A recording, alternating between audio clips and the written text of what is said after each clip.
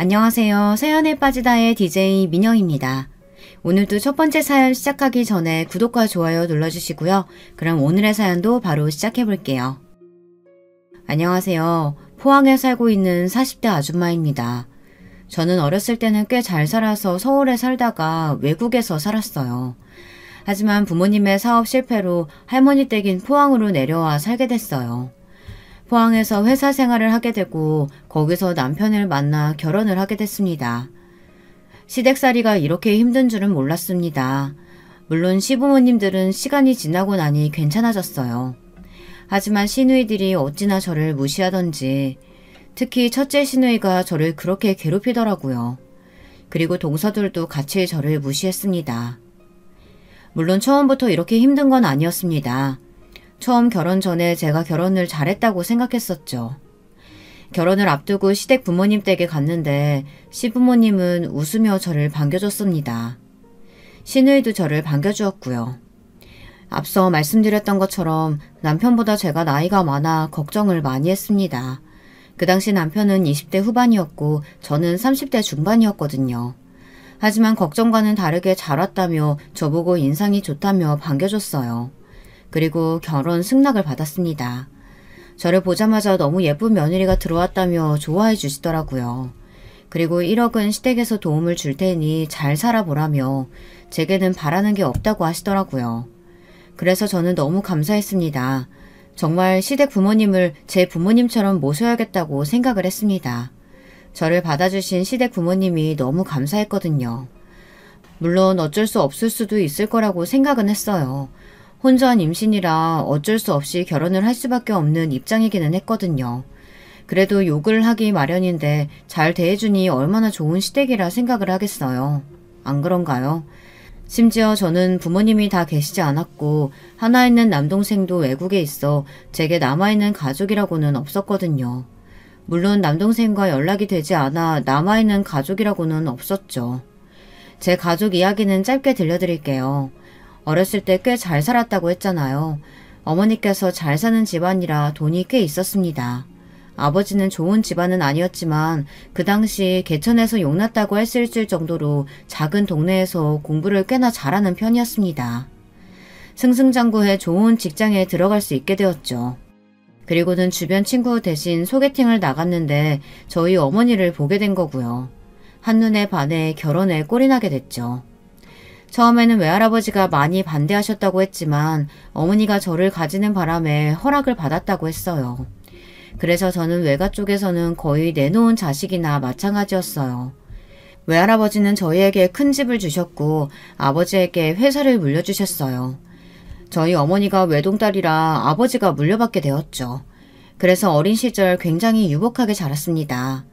유학을 가서 좋은 학교에 들어갔고 열심히 공부를 했죠. 하지만 사업이 망하게 됐고 저는 대학 졸업을 하지 못한 채 한국에 돌아올 수밖에 없었어요. 부모님은 남동생이라도 유학을 마쳐야 한다며 남동생에게 모든 것을 쏟아부으셨습니다. 솔직히 따지자면 제가 남동생보다 더 공부를 잘해서 좋은 학교에 들어갔었는데 남자라는 이유로 남동생에게 모든 걸 줬어요. 여자라는 이유로 기회가 없어진 게 너무 슬펐습니다. 미안하다. 너야 시집이라도 가면 되지만 네 동생은 뭐라도 먹고 살아야지 않겠니? 서럽지 않나요? 저는 꿈도 펼쳐보지 못하고 한국으로 오게 됐습니다. 저는 한국에 와 포항에서 고졸인 채 작은 회사에 들어가 일을 하게 됐죠. 그리고 몇 년 뒤 저희 외할아버지가 돌아가시고 어머니는 충격을 받으셨고 쓰러지게 됐습니다. 그리고는 시름시름 앓다가 돌아가시게 됐습니다. 아버지는 어머니가 돌아가시고 안 좋은 선택을 하셨어요. 어느 날 회사에서 일을 하고 있었는데 병원에서 연락이 왔습니다. 아버지께 사고가 났다고 하셨죠. 아버지는 술을 마시고 차로 뛰어들어 사고가 났다고 했어요. 저는 처음에 그 얘기를 듣고 충격을 받았습니다. 아버지가 뛰어들어갔다는 게 믿기지 않았어요. 아버지 미치셨어요? 왜 거기를 뛰어들어가요? 왜? 저 미치는 걸 보고 싶어요? 아버지까지 없으면 제가 어떻게 살아요? 미안하다. 다시는 그런 짓 하지 마세요. 미안하다. 제발 좀 그 미안하다는 소리 좀 안 하면 안 돼요? 왜 매일 아버지는 미안하다고만 해요? 저 괜찮아요. 제발 아버지가 괜찮아지세요. 어머니 돌아가시고 매일 술 마시고 토하고 술 깨면 또 마시고 어머니 찾고 저도 힘들어요. 제발요, 아버지. 이렇게까지 얘기했으면 아버지가 들을 줄 알았어요. 아버지는 얼마 되지 않아 돌아가셨습니다. 아버지는 결국 아파트 옥상에서 안 좋은 선택을 하고 말았어요. 운명의 장난인지 아버지가 떨어졌을 때 저는 보고 말았죠. 빨래를 넣다가 어떤 물체가 빠르게 지나가는 걸요. 정말 처참했습니다. 비참했어요. 슬프다고도 할 수가 없었습니다. 말로 표현할 수가 없네요. 아버지는 마지막까지 제게 미안하다고 하고 응급실로 가는 도중 돌아가셨어요. 아버지를 원망해야 할까요? 얼마나 힘들었으면 그런 선택을 하셨을까. 참 가슴이 먹먹합니다. 아버지는 늘 웃으며 말을 했어요. 어머니가 아니었으면 자기는 사람이 못 되었을 거라며 늘 어머니께 잘해드렸어요. 어머니를 정말 많이 사랑하셨어요. 하지만 사업도 망하고 어머니도 돌아가시니 삶에 희망이 없으셨던 거죠. 저로는 만족이 안 되었나 봐요. 그렇게 저는 부모님을 놓아드리고 혼자 열심히 살기로 다짐했습니다. 하지만 그게 마음처럼 쉽게 되지는 않더라고요. 사람이 죽어가는 모습을 보는 게 너무 괴로웠어요. 매번 꿈에 나오고 그때 있었던 비슷한 냄새의 소리만 있어도 괴로웠습니다. 한동안 저는 정신적으로 고통을 받았어요. 그러다 저희 남편을 만나게 됐어요. 처음에는 어린 남편에게 끌리지 않았죠. 어리기도 했고 그 당시에 부모님이 돌아가신 지 얼마 되지 않아 심적으로 여유가 되지 못했기 때문에 연애를 할 정신이 아니었거든요. 그래서 저는 남편의 고백을 거절했죠. 하지만 남편은 포기하지 않았어요. 남편은 늘 제게 다정하게 대해줬고 특히나 힘들어하는 제게 그 어떤 것도 묻지 않고 평소처럼 저를 대해줬어요. 다른 회사 사람들은 상을 당한 지 얼마 되지 않아 조심스럽게 대했고 심지어 어떤 사람들은 어쩌다 돌아가셨는지까지 묻기도 했죠. 근데 남편은 물어보지 않았어요. 그 모습이 배려 있는 사람으로 생각돼 남편에게 끌렸습니다. 남편의 계속되는 구애로 결국 저희는 사귀게 되었습니다. 그러다 아이가 생기게 됐고 결혼을 결심하게 됐습니다. 시댁에 찾아갔는데도 시댁 부모님들은 저를 좋게 봐주셨어요. 저희는 결혼을 하게 됐고 신혼생활을 굉장히 편하고 행복하게 보냈었어요. 하지만 결혼 후 시댁의 본 모습이 보이기 시작했어요. 저희는 제사를 지내지 않는다고 들었었는데 갑자기 시어머니께서 제사를 다시 해야겠다며 제게 말을 했습니다. 아가, 내가 너한테는 좀 미안한 소리를 해야겠다. 우리 집안이 제사를 지내지 않잖니? 근데 아이고 내가 점을 보러 갔는데 조상들이 노하셨다고 제사를 다시 지내야 한다고 하지 않겠어. 그래서 다시 제사를 지내려고 하는데 어떠니? 어머니가 그러시면 도와드려야죠. 아니 근데 나는 이제 나이도 있고 그래서 그런데 너네가 큰 집이잖니? 그래서 너네 집에서 지내는 건 어때? 네? 아, 네. 어머니가 그렇게 생각하시면 그럴게요. 저는 뭐 해드린 것도 없는데 제사라도 지내야죠. 그래, 작은 애들이야 바쁘니 할 수 없고 어차피 저녁에 지내는데 회사 끝나고 하면 되니까 괜찮겠지? 저는 어쩔 수 없이 저희 집에서 제사를 지내기로 했습니다. 처음엔 시부모님께 해드린 게 없어서 이거라도 열심히 해보자 생각해 하겠다고 했는데 괜히 고부 갈등이 차례와 제사가 있는 게 아니었어요. 동서들은 서울에 있으니 제사를 지내지 않아 저 혼자 다 해야 했습니다. 그리고 처음에는 저희 집에서 지낸다고 했었는데 나중엔 시어머니께서 시댁에서 지내야 마음이 편할 것 같다며 시댁에서 제사를 지내게 됐죠. 남편은 도와준다 말만 하고 시아버지와 술만 마시고 시누이들은 당연하게도 도와줄 생각을 하지 않았어요. 남편들은 연애 후와 결혼 후가 왜 이렇게 다를까요? 앉아있는 꼴이 그렇게 얄미울 수가 없더라고요.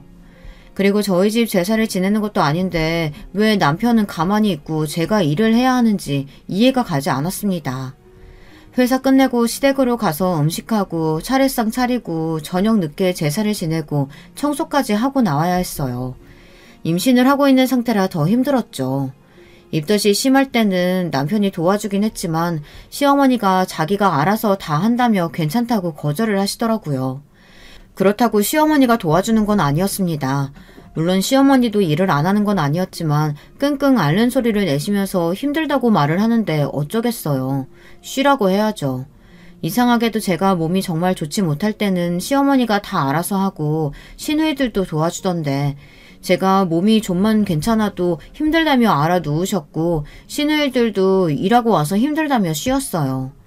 하지만 제사보다 더 참을 수 없었던 건 제게 눈치를 주는 거였어요. 명절날 동서가 시부모님께 용돈을 많이 줬나 봐요. 저희 부부도 드리기는 했지만 작은 회사에서 얼마나 받겠어요.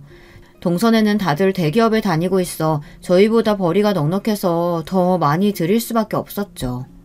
근데 시아버지가 시어머니께 저에 대한 이야기를 하더라고요. 며느리에게 아무것도 필요 없다고는 했지만 며느리라고 다 똑같은 건 아니지.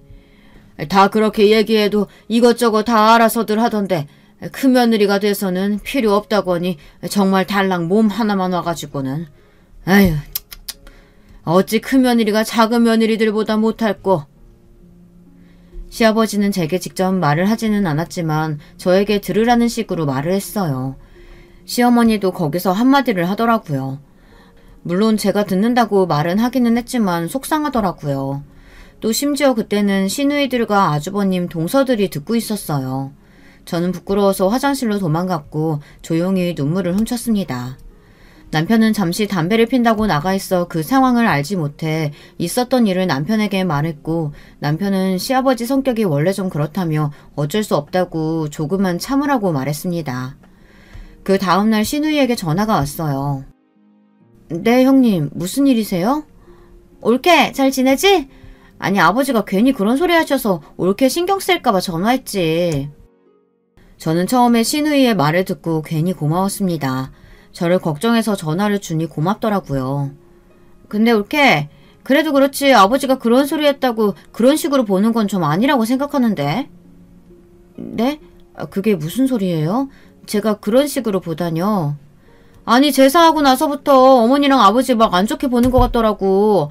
인상도 매일 찌푸리고 있고 가끔은 째려보는 것 같기도 하고. 올케 진짜 그러는 거 아니다. 죄송해요 형님. 제가 너무 힘들어서 그랬나 봐요. 절대 어머님 아버님께 그런 거 아니에요. 아니 뭐 내가 좀 너무 예민한가 생각해서 언니한테 물어봤더니 언니도 그렇게 느끼고 있더라고. 뭐 아니라고 하면 다행이긴 한데 좀 조심해줘. 시누이는 제가 늘 인상을 찌푸리고 있다고 그러더라고요. 임신을 해서 몸이 피곤해 저도 모르게 인상을 찌푸리고 있었는지 저는 아니라고 해명을 했어요. 뭐 제가 저도 모르게 그런 표정을 했을지도 모르니 오해를 할 만하다고 생각을 했지만 억울하더라고요. 하지만 저는 괜히 또 욕을 먹기 싫어 죄송하다고 말했어요. 시누이는 떨떠름한 목소리로 앞으로 조심해달라고 말했죠. 제 인상이 그리 부드러운 편은 아니지만 누군가에게 그런 말을 들을 정도는 아니거든요. 그리고 시누이들끼리 제 얘기를 했다는 게 기분이 나쁘기도 했고 너무 속상해 그날 중학교 친구에게 있었던 일을 말했어요. 친구는 당연히 미친 거 아니냐며 임신한 사람이 제사를 지내고 있는데 당연히 힘든 거 아니냐고 화를 내줬습니다. 그리고 그것도 웃기다. 아니 자기네들이 아무것도 안 해도 된다고 했으면서 안 하니까 뭐라고 눈치 주는 거야? 그리고 그런 소리를 들었으면 괜찮냐고 물어봐야지. 뭐 째려보긴 뭘 째려봐. 진짜 나 참 웃겨가지고. 왜 제가 이런 대접을 받아야 하나 억울하기도 했지만 결혼 때 아무것도 없이 왔으니 할 말이 없었어요. 동서들한테는 그러지 않는 이유가 잘 살고 학벌도 좋아서 그런 건가 괜히 제 자신이 못나 보이더라고요. 이런 생각이 한번 들기 시작하니 계속 들더라고요. 신우와 있었던 이야기를 할까 말까 고민을 했었지만 남편이 수고했다고 안아주는 게 아니겠어요? 평소에 안아주지도 않았는데 그날은 제가 너무 힘들어 보였나 봐요. 저는 순간 울컥해서 모든 사실을 남편에게 말했습니다. 저희 남편이 성질이 있는 편이라 듣자마자 신우에게 전화를 했어요. 저는 괜히 제게 불똥이 튀는 게 아닌가 생각을 했었는데 그래도 무례했다는 걸 알 건 알아야 한다고 생각해 가만히 있었어요. 그 뒤 역시나 시누이는 그날 일에 대해 얘기를 했습니다. 아니 올케는 좋겠어? 내 동생이 그렇게 잘해주니 얼마나 든든해? 아니 글쎄 내가 저번에 그냥 좀 그래서 올케한테 뭐 좀 말했는데 그걸 듣고는 얘가 어찌나 나한테 뭐라고 하던지. 나 진짜 서러웠다. 제가 성질이 좀 더러워? 지 마누라 건드렸다고 나한테 어찌나 화를 내던지. 올케는 좋겠어. 신우는 저를 칭찬하는 척 돌려서 말했어요. 근데 올케는 학교 어디 나왔어? 아니 작은 올케들은 다 서울대 나왔는데 올케만 못 들어서. 근데 갑자기 신우이가 제게 학벌을 물어보는 게 아니겠어요? 형님, 왜 말을 못해요? 고졸은 아니시죠? 아, 저 대학은 자퇴했어요. 아니, 그럼 고졸이야? 신우이와 동서들은 놀라며 저를 바라봤어요. 저는 또 이걸로 말이 나오겠구나 생각을 했어요. 저 빼고 신우와 동서들은 꽤 친한 편이에요. 신우와 동서들은 모든 이야기를 공유하는 것 같았습니다. 제가 무슨 말을 하던 시어머니와 무슨 일이 있던 동서들은 다 알더라고요. 분명히 저 빼고 단톡방에 있는 것 같았는데 괜히 물어보기도 그래서 그냥 잠자코 있었어요. 근데 이제 제가 고졸이라고 얘기를 했으니 얼마나 또 말이 나올까요? 시누이들도 그리 좋은 학벌은 아닐 텐데 제가 고졸이라고 하니 이때다 싶어 이야깃거리를 만든 것 같더라고요. 아, 그렇죠. 대학은 자퇴했으니까 고졸이 맞죠. 어머, 저 고졸 처음 봐요. 그러게. 아니, 내 또래들은 다 대학 나왔는데 올케 고졸은 좀 그렇다. 그러게요. 그래도 다들 아무 대학이라도 가는데 고졸은 좀 힘들겠어요, 형님. 신우이와 동서는 고졸을 처음 본다며 저를 무시했습니다. 순간 제가 다닌 학교를 말하고 싶었지만 저의 과거를 말하고 싶지는 않아서 참았죠. 그날 저는 너무 수치스러워서 펑펑 울었어요. 어디서 이렇게 대접받는 건 처음이었고 부모님이 살아계셨다면 달랐을까, 사업에 실패하지 않았다면 어땠을까 많은 생각이 들었죠. 스트레스를 받아서 그런가 저는 몸이 너무 안 좋아져 더는 회사에 다닐 수가 없게 됐어요. 시어머니는 그래도 일은 다녀야 하지 않겠느냐며 일단 버텨보라고 말을 하더라고요. 저도 버틸 수 있다면 끝까지 버티고 싶었지만 뭔가 모르게 마음이 떠나서 버티고 싶다는 마음보다는 그만두고 싶다는 마음이 더 커졌죠. 시어머니는 제게 유난 떤다고 말했어요. 제가 그렇게 말도 안 될 짓을 했나요? 동서들도 임신하고 다 잘만 다녔는데 저는 작은 회사 하나 못 참고 그만두겠다고 얘기를 한다며 유난이라며 제게 말을 하더라고요. 너무하지 않나요? 힘드냐고 그 말 한마디 물어봐주면 될 텐데 그게 어찌 유난이라고 말을 하는지 너무 섭섭하더라고요.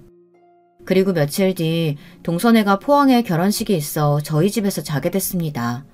시댁에서 자려고 했는데 결혼식장이 저희 집과 가까워서 저희 집에서 자게 됐어요. 같이 밥 먹고 한잔하며 말을 하는데 서로 정치 얘기를 하더라고요. 저는 정치 얘기를 하는 걸 별로 좋아하지는 않았어요. 가족들이랑도 정치색이 맞지 않으면 싸움이 날 텐데 굳이 왜 얘기를 꺼내겠어요. 심지어 다른 사람과 제 생각이 맞지도 않았어요. 그래서 저는 잠자코 있었습니다. 그때 동서가 그만 이야기하자고 했어요. 형님, 괜히 저희가 어려운 얘기 한 건 아니죠? 아이고, 제가 형수님 모르는 얘기 꺼냈나요? 죄송합니다. 저 빼고 셋은 다 취해서 혀가 꼬인 채로 제게 말을 했어요. 아니야, 마누라 정치 잘 알아. 에이, 자기 부인이라고 그렇게 또 감싼다. 고졸이 이런 얘기 어떻게 해요. 요즘 사람들 보니까 뭐 고졸이면 뭐 일하느라 정치도 잘 모르고 일만 하던데. 그냥 사람들이 하는 얘기만 알지 잘 모르더라고요. 그래? 우리 마누라 잘 모르나? 그럼 이때껏 사람들이 말한 것만 듣고 나한테 그런 말 했어? 저는 동서보다 남편이 더 얄미웠습니다. 거기서 맞장구를 칠 게 아니라 아니라고 해야 하는 거 아닌가요? 남편은 취해서 저에게 무식하다고 막 웃으며 얘기를 하고 동서도 웃으며 그렇게 말하는 거 아니라며 자기는 그런 말 한 적 없다고 발을 빼는 게 아니겠어요. 정말 여우 같지 않나요? 그래도 뭐 어떡합니까? 취한 사람들에게 아니라고 해명하는 것도 웃겨 저도 그냥 가만히 웃으며 있었습니다. 하지만 생각하면 할수록 남편이 너무 밉더라고요. 저는 남편에게 한 소리 해버렸어요. 근데 웬걸 남편은 왜 그런 걸로 화를 내냐며 아무렇지 않게 말을 했습니다. 그리고 그 다음날 저는 동서의 카톡을 보고 열이 받지 않을 수가 없었어요. 동서가 잠깐 씻는다고 식탁 위에 폰을 두고 갔는데 계속 연락이 오더라고요. 보지 않으려고 했지만 궁금해서 슬쩍 봤습니다. 근데 제가 없는 단톡방에서 대화를 불이 나게 하고 있더라고요.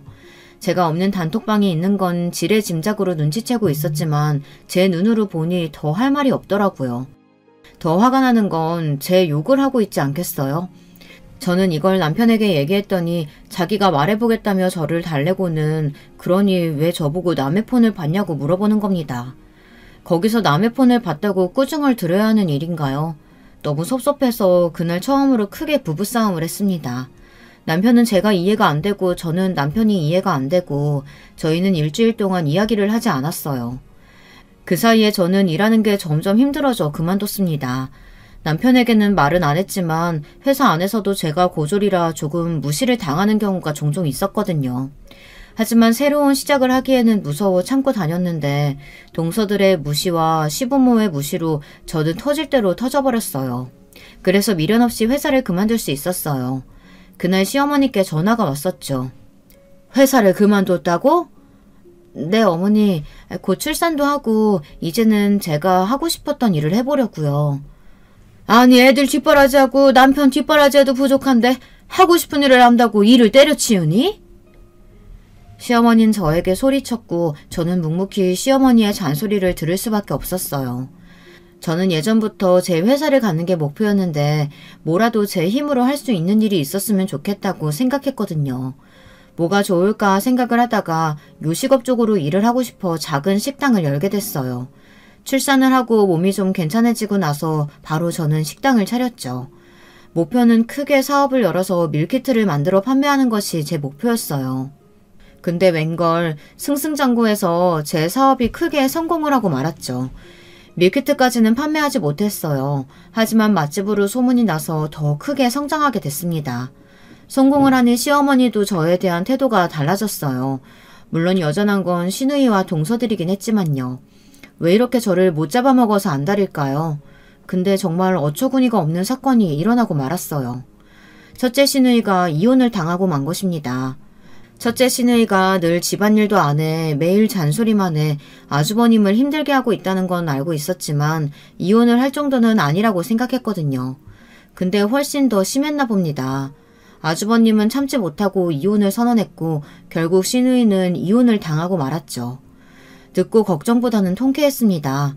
성격이 그 모양이니 이혼을 당했을 거라 당연히 생각했고 이혼 당한 걸 창피하게 생각한다면 저를 무시하지도 못할 거라고 생각했어요.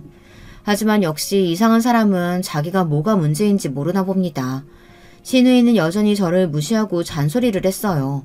아니, 더 심해졌습니다. 이혼을 당하고 시누이는 시댁에서 지냈죠. 그리고 무슨 바람이 들었는지 갑자기 회사를 그만두고 쇼핑몰을 차리겠다고 막 사업을 시작하더라고요. 하지만 이내 곧 안 된다고 생각했는지 그만뒀죠. 시부모님은 그런 신우가 답답했는지 나가 살라며 소리쳤고 집에서 쫓겨나게 생겼었죠. 그러자 시누이는 저희 집에서 잠깐 지내겠다고 하지 않겠어요? 잠깐만 내가 지낼게.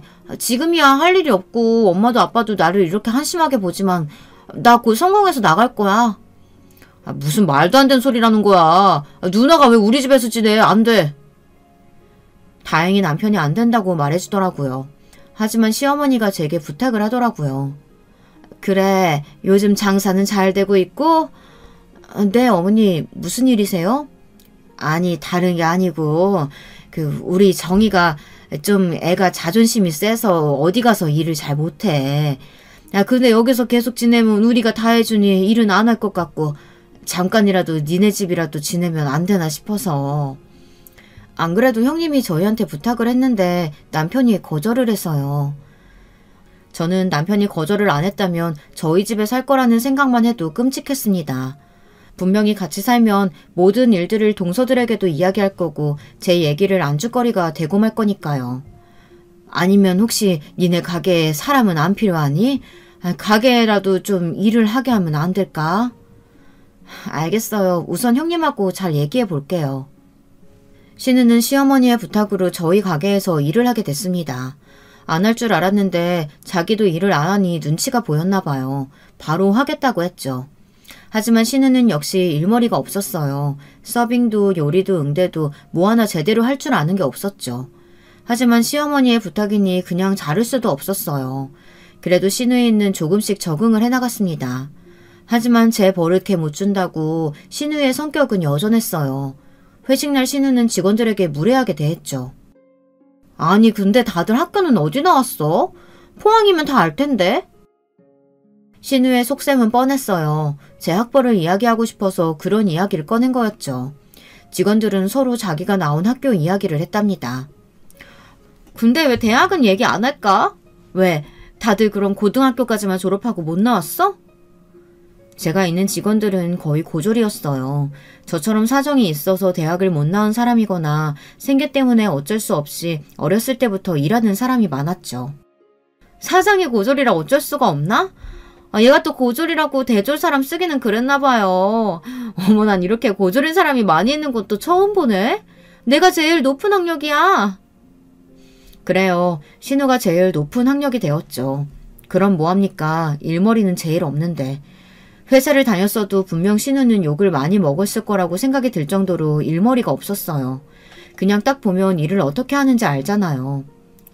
아, 그래요? 대졸은 뭐 학력만 좋은가? 일 배우는 건 다른가 보죠? 뭐? 그게 무슨 말이에요? 아니, 그렇게 대졸대졸 거리는데 뭐 자랑하고 싶은가 본데 일은 잘 못하니까. 나 참 어이가 없어서. 아니, 제가 이런 일은 처음이고 그러니까 그러는 거죠. 틀린 말은 아니었어요. 회사 일과 장사는 다르니까요.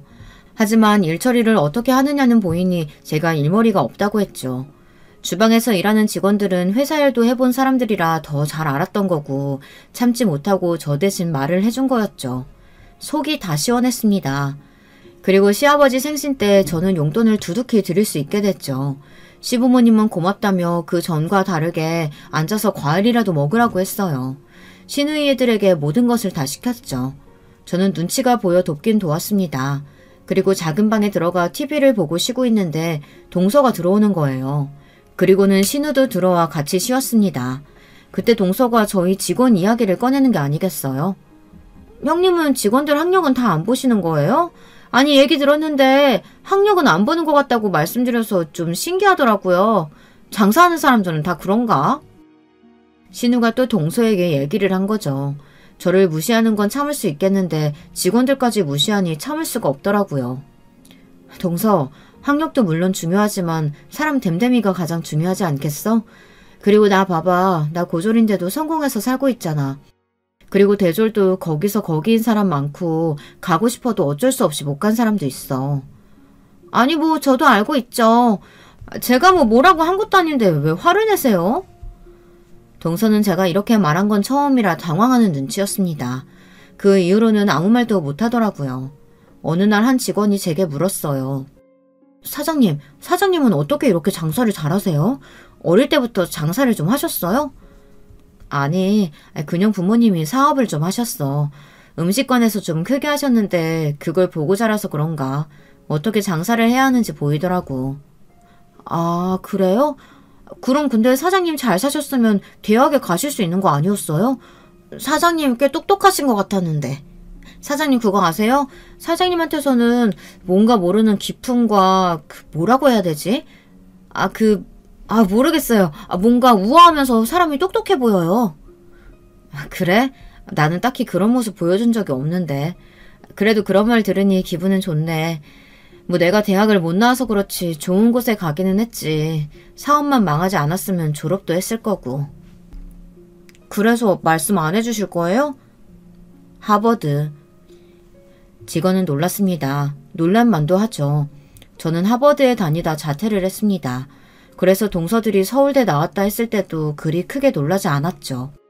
그리고 제가 좋은 학교를 가기는 했지만 산전수전 다 겪으며 주변에 있는 사람들을 보니 학력이 중요해도 사람 인성이 가장 중요하다고 생각을 해왔기 때문에 고졸이라 무시를 당해도 제 과거는 말하지 않았던 거예요.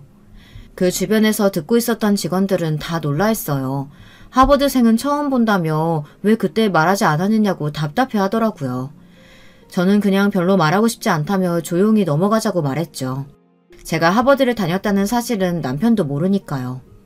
시간이 지나고 제게는 또 한 번의 축복이 찾아왔어요. 아이를 갖게 되었죠. 하지만 이번에는 달랐어요. 장사도 잘 되고 분점도 하나 내고 아주 승승장구하고 있었죠. 그래서 그런가 시어머니는 임신도 했는데 너무 무리하지 말라고 쉬라고 말을 했죠. 그래도 어떻게 제가 쉽니까? 조금은 너무하다는 생각이 들기는 했지만 처음에 아무것도 없는 저를 받아준 건 잊지 못하니 저도 도왔습니다. 시아버지도 예전에 했던 말이 미안했는지 과일이나 맛있는 음식들을 제 앞에 두고 먹으라고 했어요. 시누이는 입이 대빨 나와서는 투덜투덜 거리며 제사를 지냈어요. 들은 것처럼 시부모님은 더는 저를 건드리지 않았어요. 제가 성공했으니 얼마나 다행인가요. 아니었으면 그대로 저는 시댁살이를 할 수밖에 없었을 겁니다. 하지만 시부모님이 저를 예뻐할수록 시누이는 저를 더 미워했어요. 시누이가 저를 미워할수록 동서들은 저를 무시하기 바빴고요. 그래도 동서들은 참을 수 있었어요. 볼 일이 자주 없었기 때문에 그냥 참고 넘길 수 있었죠. 그리고 솔직히 지금이야 이래도 예전엔 더 잘 나가는 친구들도 있었고 그냥 자기네들이 좀 더 우월하다고 생각을 하면 그렇게라도 살라고 내버려두고 저는 저대로 살아가고 싶었죠. 하지만 날이 가면 갈수록 시누이의 행동은 더 심해져 갔어요. 엄마 진짜 너무한 거 아니야? 아니 처음에는 그렇게 잡아먹더니 왜 이제 와서 잘해주는 건데? 시누이는 시어머니께 저한테 왜 잘해주냐고 따지는 게 아니겠어요. 그래서 저도 물어봤어요. 형님, 아니 제가 도대체 형님께 잘못한 것도 없는데 왜 자꾸 저를 못 잡아먹어서 안달이세요? 어머, 얘 말하는 싸가지 봐? 뭐? 못 잡아먹어서 안달? 얘 그냥 너는 그냥 사람을 좀 무시하는 그런 게 있어. 너는 모르지? 시누이는 제가 사람을 무시한다며 막 뭐라고 하는 겁니다. 정작 무시하는 사람은 자기면서. 처음에는 둘째 시누이도 저에게 뭐라고 했었는데 점점 심하다고 느꼈는지 제게 사과를 하더라고요.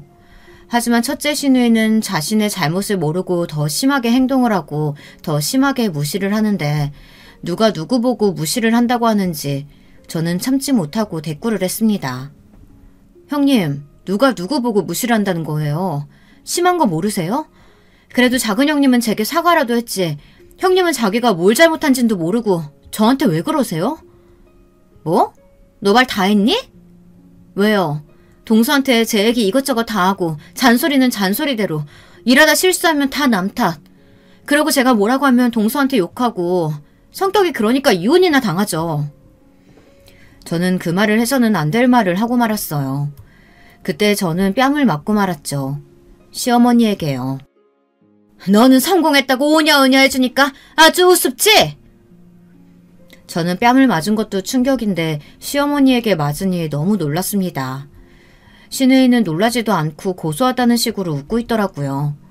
그 상황에서 웃고 있다는 게 말이 된다고 생각하세요?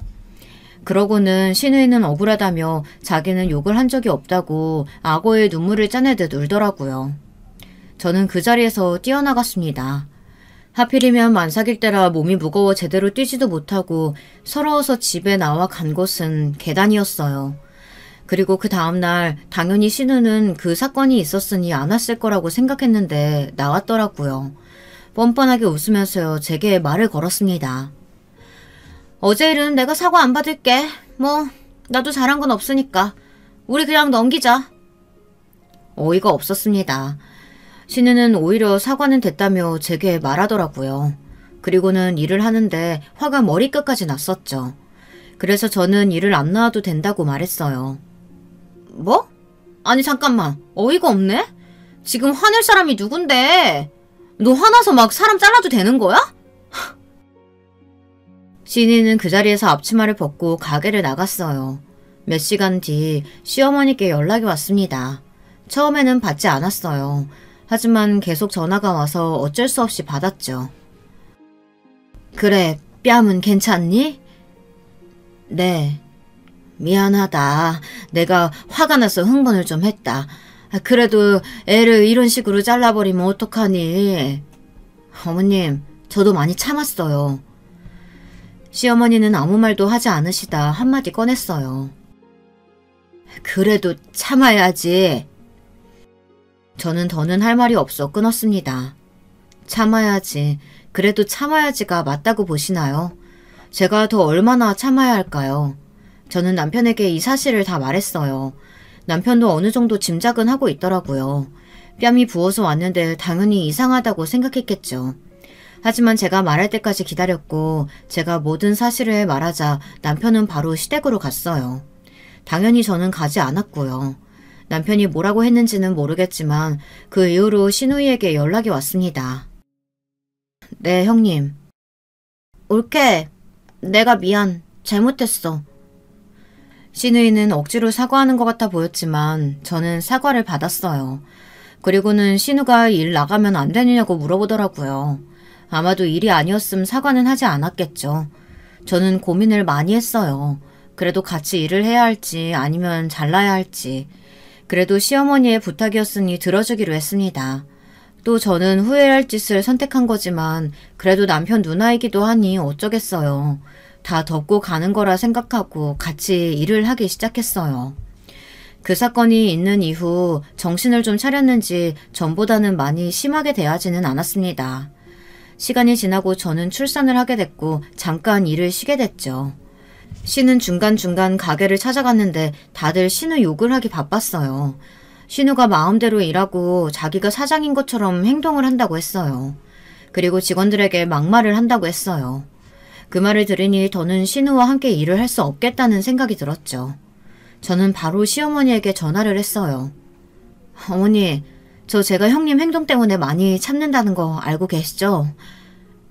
얘가 또 그 얘기는 왜 꺼내는 거니? 좀 참으라고 했잖니? 저는 시어머니께 그간 있었던 일과 직원들에게 하는 행동들을 하나하나 다 말했어요. 시어머니도 이건 아니라고 생각했는지 말을 하지 못했어요. 이제 더는 참아주기 힘들 것 같아요. 처음부터 직원들이 같이 일하기 힘들다고 얘기했는데도 어머니 부탁으로 형님 일할 수 있는 거였는데 아직까지도 그러는 거 보면 앞으로도 쭉 이렇게 지낼 것 같다는 생각이 드네요. 그래서 형님한테 먼저 말하기 전에 어머님께 연락드리는 거예요. 이제는 참기 힘들 것 같아서요. 결국 신우이는 잘리게 됐고 시어머니도 더는 말씀이 없으셨죠. 덕분에 직원들도 활기가 넘쳐 일도 더 열심히 하게 됐습니다. 그런 직원들을 보면 괜히 신우이와 함께 일하게 해서 스트레스를 받게 했나 좀 미안하기도 했습니다. 그리고 얼마 안 가 신우이 생일이었는데 신우이가 본점 식당에서 밥을 먹자고 하는 게 아니겠어요. 또 얼마나 진상짓을 할까 걱정했지만 시부모님과 남편은 좋다고 말했죠. 보통은 신우 생일까지 챙기지는 않는데 신우가 제가 얄미웠나 봅니다. 신우 생일을 축하하는 날이 되었습니다. 신우 생일은 평일인데 신우가 동서들과도 같이 먹고 싶다고 해서 주말에 다 같이 축하를 하기로 했죠. 저는 동서들까지 부를 줄은 몰랐어요. 얼마나 저를 씹고 다녔을까요? 생각만 해도 지긋지긋했습니다. 또 저를 얼마나 무시할까요? 신우이와 동서는 역시나 가까이 앉아 자기들끼리 히히낙낙 웃으며 얘기를 하고 있었어요. 그나마 양심이 있는 둘째 신우이는 말하지 않았지만 첫째와 동서들은 쏙닥쏙닥 자기네들끼리 뭔가를 얘기하더라고요. 그때 동서가 제게 말을 걸었어요. 형님, 근데 형님도 이제 사장인데 학점은행제라도 들어서 대학 졸업장은 따야 하는 거 아니에요? 사업에 성공하면 그래도 사람들이 이것저것 물어볼 텐데 대학이라도 나왔다고 말해야 되지 않겠어요? 아니, 성공한 것 자체가 대단한 거지. 재수씨 말 되게 이상하게 한다. 아유, 뭘 또 그렇게 말하니? 올케가 큰올케 걱정해서 말하는 건데. 얘들은 무슨 이런 날에도 싸우려고 해. 밥이나 먹자. 시어머니의 말 한마디에 정리가 됐죠. 직원들은 제 가족이 와서 그런지 바짝 긴장을 했더라고요. 좋게 보여야 한다며 직원들은 저희 시댁 식구들에게 친절히 대해줬죠. 그런데 신우와 동서의 태도가 그렇게 좋게 보이지는 않더라고요. 예의 없게 행동하는 건 아니지만 그렇다고 친절하게 대하는 것도 아니었어요. 퉁명스럽게 대한다고 해야 하나? 좀 무시하는 것 같았어요. 그걸 남편도 느꼈는지 남편이 한 소리 하더라고요. 재수씨, 말이 왜 그래? 아니, 재수씨 오늘 좀 까칠하다. 이상하네. 너는 왜 자꾸 괴롭히고 있어? 조용히 밥이나 먹어. 시어머니는 동서를 감싸고 있어서 남편도 더는 말을 못했어요. 근데 그때 누군가 저에게 말을 거는 거 아니겠어요? 고등학교 때 친구가 있는 거예요. 어머, 너 희수 맞지? 친구는 저를 알아보고 반갑게 말을 걸었어요.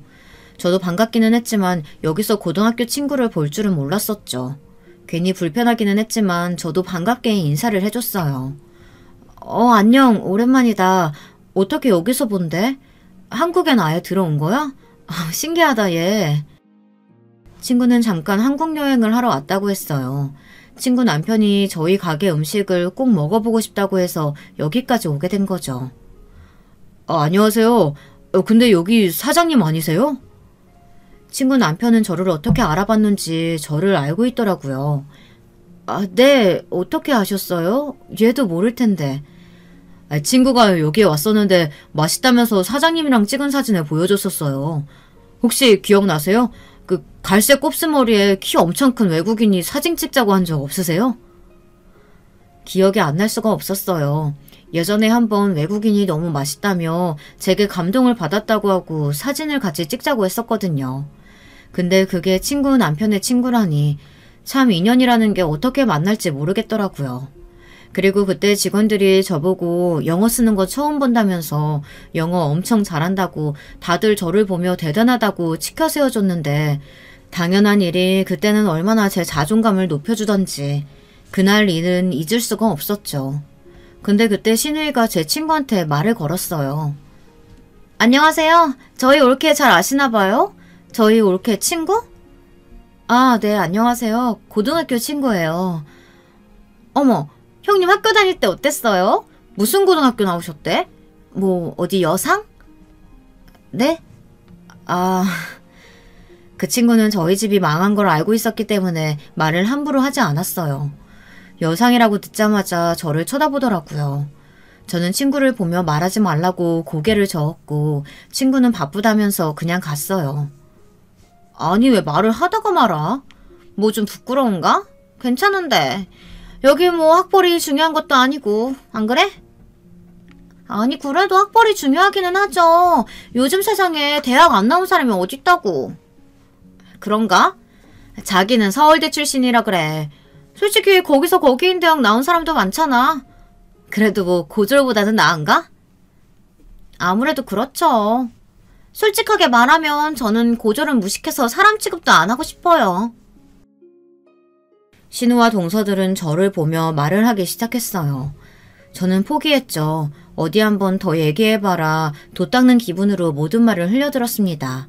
하지만 남편은 참지 못하고 책상을 내리치며 신우와 동서들에게 말했습니다. 가만히 듣자 하니까 아니 왜 자꾸 우리 마누라 건들면서 살살 긁어내는 거야? 왜? 예쁘고 참하니까 질투나서 그런 건가? 내가 몰라서 가만히 있는 줄 알았어? 여보 왜 그래? 사람들 다 쳐다봐. 그만해. 여기 내 가게야. 창피하게 굴지 마. 그때 누군가가 박장대소를 하며 저에게 말을 걸었어요. 저는 누가 이렇게 크게 웃으며 말을 하나 봤더니 저희 직원이었더라고요. 사장님, 이번에 하버드 동문회 가시죠? 동문회는 아닌가? 그때 동서들의 표정이 점점 굳기 시작했어요. 남편도 놀라 저를 쳐다봤고요. 당신 하버드 동문회라니? 아니 하버드라니 그게 무슨 소리야? 아니 동문회는 아니고 그게 하버드는 모르셨어요? 사장님 하버드에서 공부하셨잖아요. 모르셨구나. 그래서 계속 무식하다 그러면서 무시한 거예요? 직원들은 신우이와 동서들을 보란듯이 쳐다보며 이 얘기를 했어요. 아니 하버드라니. 우리 집안에 그럼 서울대와 하버드가 같이 있는 건가? 우리 집안 며느리들이 참 머리 하나는 좋구만. 하버드라는 말을 듣자 시부모님은 저를 보는 눈빛이 전보다 더 자랑스럽다는 듯이 쳐다봤습니다. 아니 하버드는 뭐 아무나 가는 줄 알아? 올케 뭐 잘 사는 집안도 아니잖아. 한두 푼 드는 줄 알아? 제가 어렸을 땐 좀 잘 살아서요. 고등학교도 여상이 아니라 외국에서 나와서 좀 쉽게 갈 수 있었어요. 저도 이제는 모르겠다. 그냥 다 말했습니다. 졸업은 하지 않아서 동문회는 갈 수 없지만 직원들이 저를 생각해서 말해줬으니 저도 떳떳하게 말하기로 결심했죠. 하버드 얘기가 나오자마자 동서들 말수가 급격하게 줄어들었고 시어머니도 동서들과 신우에게 한 소리를 하더라고요. 너네 그러는 거 아니다. 얘 봐라. 좋은 집안에서 좋은 학교 다녔는데도 말도 안 하고 이렇게 말 한마디 없이 지가 사업 시작해서 성공했으니 어찌나 대단하니? 그리고 너 너는 형님이나 됐으면서 밑에 올케들 보기 부끄럽지도 않아? 그날 이후 신우와 동서들은 더는 제게 말을 하지 않았어요. 그리고 시부모님은 저를 더 좋아하게 됐죠. 동서들은 그날 제게 연락이 와 미안하다고 반성하게 됐다고 제게 연신 사과를 했어요. 거기서 뭐 더 일을 크게 벌릴 생각은 없어서 이제라도 이런 말을 했으면 됐다고 앞으로는 사람 무시하지 말고 겸손하게 살라고 말했죠. 하지만 신우는 좀 달랐습니다. 신우이는 오히려 자기를 가지고 놀았다며 제게 화를 내는 게 아니겠어요? 올케도 정말 너무한다. 내가 그런 말 했으면 똑바로 말을 해야 할 거 아니야. 지금 내가 안 좋은 대학 나왔다고 무시하는 거야? 형님, 제가 공부는 했지만 졸업을 못했으니까 말을 안 드렸죠. 그리고 졸업도 못했는데 거기서 떠벌리고 다니면 좋아 보여요? 괜히 그냥 학벌로 사람 무시하는 것처럼 보이지. 제가 그걸 당했는데 안 좋은 대학 나왔다고 무시를 하겠어요? 몰라. 나 너 때문에 정신적으로 너무 안 좋아졌어. 책임져. 신우이는 말도 안 되는 말을 하기 시작했죠. 저 때문에 정신적으로 힘들어서 잠을 잘 수 없다나, 무시를 당한 것 같아서 어디 가서 이제 말도 제대로 못하겠다나 뭐라나. 저는 참지 못하고 시댁으로 찾아가 시부모님께 모든 사실을 말했어요. 시부모님은 신우이의 등짝을 때리며 정신 차리라고 말했죠. 아휴, 이년아, 너 언제 정신 차릴래? 내가 언제까지 네 뒷지덕거리 해줘야 돼? 내 나이에 좀 편하게 살자. 너도 좀 정신 차리고 뭐라도 해봐야지. 언제까지 무시하면서 살 거야? 그리고 너도 뭐 좋은 대학 안 나왔으면서 누구한테 그렇게 무시하는 거야? 됐다. 우리도 뭐 얘 하는 말 듣고 무시만 했는데 우리가 잘못한 거지. 우리가 다 잘못 키웠지. 시어머니는 계속 신우의 등짝을 때리며 정신 차리라고 말했고 남편도 신우에게 한마디 했어요. 남편은 결국 신우에게 보지 않겠다고 말했습니다. 신우이는 어이가 없다면서 자기가 나가면 되는 거 아니냐며 소리치고 집을 나갔어요. 한동안은 집안 모임에서 첫째 신우이와 동서들은 오지 않았습니다. 자기네들도 창피한 건 아는 거죠. 어쨌든 저는 신우이와 동서들 덕에 오기가 생겨 더 열심히 하게 됐고 동서들 무시로 발벗고 나서준 직원들 덕분에 제 이야기를 할 수 있게 돼서 참 다행이라 생각했어요. 남편은 왜 자기에게 얘기하지 않았냐며 말했고 저는 가족들 이야기를 할 수 있게 됐습니다.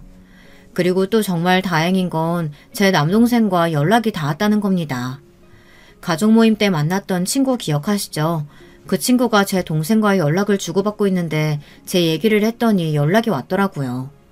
남동생은 저한테 미안해서 연락을 못했다고 말하더라고요. 그리고 저는 할아버지와 부모님 모두 돌아가셨다는 걸 전했어요.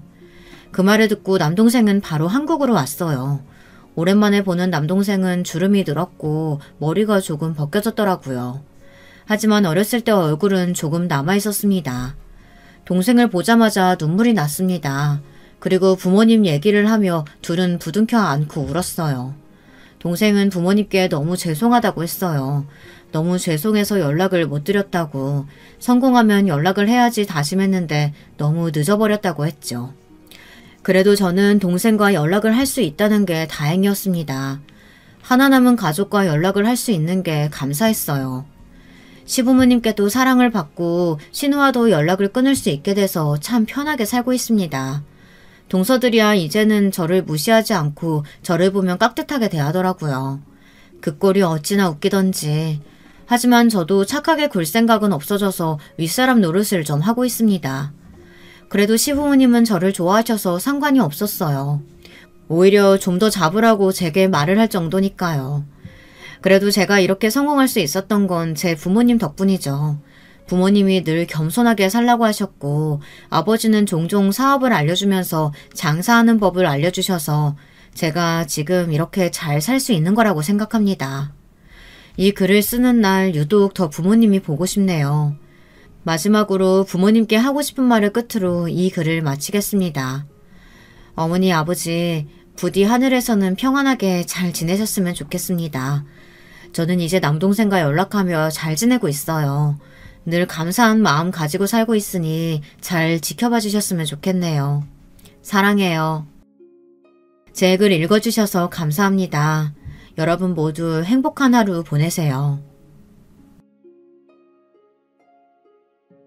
여러분, 두 번째 사연 시작하기 전에 좋아요, 구독 꼭 눌러주실 거죠? 그럼 두 번째 사연 바로 시작합니다. 이번 사연은 남들보다 일찍 부모가 되셨다는 여성 사연자분께서 보내주신 이야기예요. 결혼 생활에서 기절초풍할 일을 겪으셨다는데요. 저와 같이 만나보실까요? 남편하고는 사이에 애가 일찍 들어서는 바람에 결혼을 하게 됐어요. 부끄럽게도 그래서 남들보다 좀 이른 나이에 저는 출산을 했고요. 저는 배우고 싶었던 분야가 뚜렷했고 공부를 더 미루지 않고 이어나가고 싶었기 때문에 아이는 돌진하기 전부터 친정엄마가 키워주셨습니다. 아이는 거의 친정집에서 살았고요. 3살 때부터는 시댁에서도 아이를 맡아주셨습니다. 저희 부부가 본격적으로 아이를 완전히 저희 수중에서 키운 건 아이가 초등학교 입학하고 나서였네요. 남편이 이때 일을 그만두고 집에서 쉬면서 있었기에 가능했던 것 같아요. 집에서 아이를 전적으로 봐줄 인력이 없었다면 아마 저희 아이는 친정이나 시댁의 손길을 받으며 한두 해 정도 더 떨어져 살았을 테니까요. 남편이 다니던 직장을 그만뒀던 것은 스트레스가 너무 심해서였어요. 직장 내의 문화에 적응을 잘 못했는데 업무까지 적성에 맞지 않았으니 남편으로선 하루하루가 고역이었겠죠. 게다가 근무 시간이 굉장히 길었거든요. 하루가 멀다 하고 야근을 했었던 것으로 기억하니까요. 그렇게 결국 직장을 때려치운 남편은 집에서 1년 넘게 아이를 보면서 지냈답니다. 집안일하고 아이 챙기고 그러면서 살았죠. 그러다가 시아버지의 육촌 형제분께서 차리신 공장에 들어가 일을 했어요. 저는 내심 남편이 계속 집에서 지내며 아이를 전적으로 돌봐주길 바랬지만 뜻대로 되지 않았습니다. 무엇보다 남편이 질색을 했죠. 여자들이나 하는 집안일하면서 애 숙제 봐주고 밥 차려주니까 진짜 미치겠다. 지난 1년이 내 인생에서 가장 최악이었어. 나 이제 다시 일자리나 알아보려고. 남자들은 집안일 하지 말란 법 있어? 그리고 남의 애 돌봐주는 것도 아니고 우리 하나뿐인 딸인데 뭘 그렇게 힘들어해. 직장생활 너무 지옥 같아서 떠올리기만 해도 속이 울렁거린다고 했잖아. 그래놓고 다시 직장인으로 돌아갈 수 있겠어? 더 이상 집에서만 내 효용의 가치를 증명하는 건 못 해먹겠어. 내 영혼이 좀 먹히는 느낌이 든다고. 알아? 우리 딸 정말 눈에 넣어도 안 아플 만큼 소중하고 사랑스러운 건 맞는데 내 일상을 전부 애한테 투자하는 건 진짜 아닌 것 같아. 내가 네 눈치 보느라 말을 안 해서 그런 거지. 나 이런 생각한 지 벌써 몇 달 됐어. 참다가 말하는 거야. 네가 나 집안일하고 마트에서 장이나 봐오고 이렇게 사는 걸 좋아하는 것 같아서. 근데 이젠 도저히 안 되겠다. 이러다가 나 말라 죽을 것 같아. 직장 생활하는 게 감당 안 돼서 두려운 마음에 망설였던 건데 혹시 일자리 주선해 주실 수 있냐고 아버지랑 친척 어르신들한테 연락 돌려보려고. 그런 대로 들어가면 일반 직장보다야 훨씬 낫겠지. 그래, 정 그렇다면 알겠어. 솔직히 애는 돌볼 인력 구하려면 얼마든지 구할 수 있으니까. 그치만 자기가 사회생활 다시 해보고 힘들다 싶으면 언제든지 그만두고 집에 있어도 되니까 이 점만 알아줘. 난 정말로 자기가 걱정돼서 그래. 직장생활 때문에 스트레스 받아서 위경련까지 일으켰던 남편이 걱정돼서 저는 차분히 말해줬던 거예요. 언제든지 돈 벌러 나가는 일 때려치우고 집으로 돌아와도 된다고요. 아무래도 아이가 워낙 어렸을 때부터 자기 부모가 아닌 조부모 손에서 자란 기간이 길다 보니까 이왕이면 저희 남편의 돌봄을 받으며 많은 시간 함께하면서 그렇게 계속 지내기를 바라기도 했었죠. 경제적으로 저희 집이 딱히 염려될 게 없었고 무엇보다 제가 전도 유망했기 때문에 남편한테 돈 가지고 압박을 줄 게 없었기에 가질 수 있는 마음이었네요. 그렇지만 시아버지를 통해 일자리를 얻게 된 남편은 그곳에 정착해버렸어요. 아무래도 가족회사이다 보니까 많은 편의를 그쪽에서 봐준 게 유효했던 것이겠지요. 그렇게 얼마간의 세월이 흘렀고요.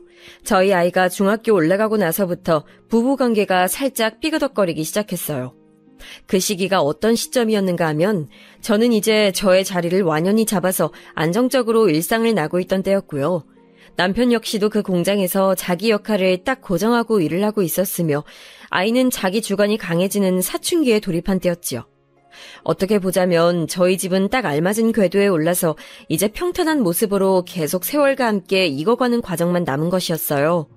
그러나 이 시기부터 남편이랑 사이가 서먹서먹해지고 약간 겉돌게 될 줄은 상상도 못했었네요. 기껏 사회적으로 자리를 다 잡아놨더니 정작 집안에서는 불협화음이라는 게 너무 마음이 씁쓸했고요. 사실 저희 아이가 초등학교 5학년 때 남편이랑 진지하게 대화를 나눴었어요. 저도 생각만 가끔 하고 있던 걸 남편이 먼저 말로 꺼내는데 슬슬 둘째를 갖는 게 어떠냐는 것이었지요. 우리 더 늦기 전에 둘째를 갖는 게 어때? 나도 지금 다니는 일에 녹아들었다는 확신이 이제야 들고 나니까 자연스럽게 둘째 생각이 난다. 나도 둘째 생각하긴 했었어. 근데 남들은 우리 나이에 첫째를 갖기도 하는걸. 우리가 늦은 나이는 아니잖아. 서두를 거 없다고 생각해서 난 그냥 느긋한 마음이었어. 알아. 그치만 우리 첫째 생각해야지. 나이 터울이 너무 크면 애들한테도 안 좋을 거야. 지금도 벌써 당장 아이 생겨서 내년에 태어난다고 해도 그럼 첫째랑 둘째가 12살 차이인걸. 띠동갑이라고. 그건 그렇네. 우리 딸이 워낙 사력 있고 착해서 그런가 자기 동생이랑 나이 차이가 커도 왠지 잘 돌봐줄 거라는 생각이 들어서 내가 구체적으로 몇 살 차이 날지 그런 걸 안 따져봤던 것 같다. 자기 말이 맞아. 우리 너무 갑작스럽게 아이가 생겨서 결혼하고 정신없이 살아오느라 간과했지만 자식을 외동으로 키울 생각은 없었잖아. 더 늦기 전에 둘째를 갖는 게 맞는 거겠어. 자기야, 우리 얼른 둘째 만들어서 우리 딸한테 동생 보여주자. 저는 남편의 말에 바로 동의가 됐고 아이한테 동생을 선물해주고 싶다는 생각으로 기뻐했습니다. 하지만 둘째가 생기지 않았습니다. 바로 생길 줄 알았는데 그렇지 않아서 많이 의아했었네요. 그래서 날짜 주기를 계산해가면서 남편이랑 전략적으로 둘째 임신에 노력을 했었고요. 그럼에도 뱃속에 생명이 들어서질 않았어요. 반년을 보낸 끝에 검사를 진행해봤었죠. 결과를 살펴봤더니 특별한 이상은 없었고요. 굳이 이유를 따져보자면 제 쪽에 작은 원인이 있긴 했었답니다. 저는 오만 각고의 노력을 다하면서까지 둘째를 가져야 한다는 강박 같은 게 전혀 없었던 듯 싶어요. 조급한 문제는 아니었기 때문에 이러다가 생기겠지라는 식이었죠.